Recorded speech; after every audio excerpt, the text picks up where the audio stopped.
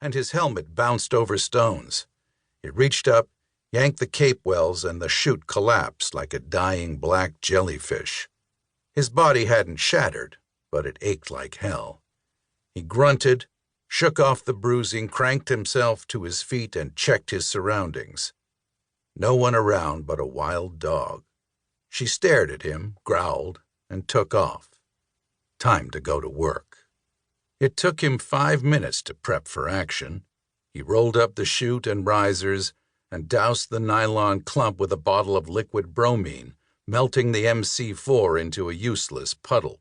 He doffed his helmet and parachute harness, set them aside, and stripped off his coverall, revealing a breakaway Russian Spetsnaz commando uniform.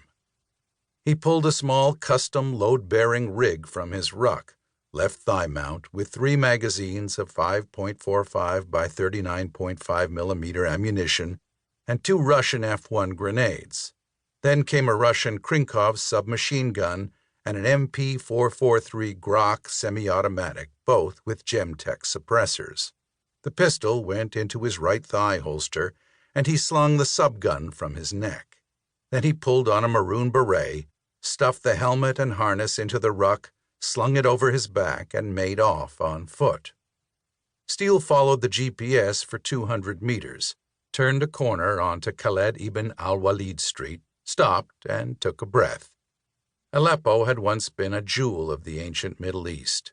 Now it looked like Dresden, circa 1944. Assad's Alawite soldiers had battled with Free Syrian Army forces for years, with al-Nusra, Hezbollah, and ISIS all taking sides and lives. Barrel bombs had decimated civilian suburbs, and poison gas had slaughtered innocents.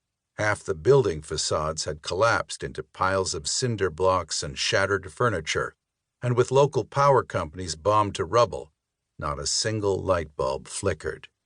During the daytime, civilians foraged for water and food. After dark, they were ghosts. Steele moved carefully along the eastern side of the narrow street until the GPS signaled on target. He looked up. A pair of 2-story buildings, still relatively intact, faced each other across the road. He saw a slim, gleaming steel cable stretching from roof to roof, and checked to make sure each end drooped down to head height and had a carbon steel carabiner attached. That line better be stronger than Mama's clothesline. If it failed him on the extraction, he'd have no other way out. Just below the left-hand snap link, he found a dirt-slathered canvas tarp. He yanked it off, exposing an olive-drab Russian Taurus fat-wheeled dirt bike, left there for him by a deep-cover Israeli intelligence agent. He pulled it upright and swung into the saddle, then spotted an envelope taped to the gas tank. This better not be a goddamn stand-down order.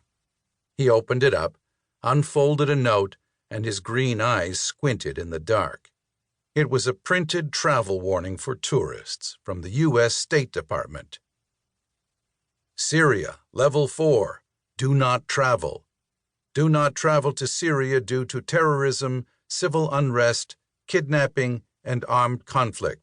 No part of Syria is safe from violence. Kidnappings, the use of chemical warfare, shelling, and aerial bombardment pose significant risk of death or serious injury. Just below the print was a hand-drawn cartoon smiley face. He smirked. Those guys in the Mossad were funny, but could he trust them? There was only one way to find out. Chapter 2. Eric Steele was in Syria to kill some people. That was the job, and he had no reservations about doing it.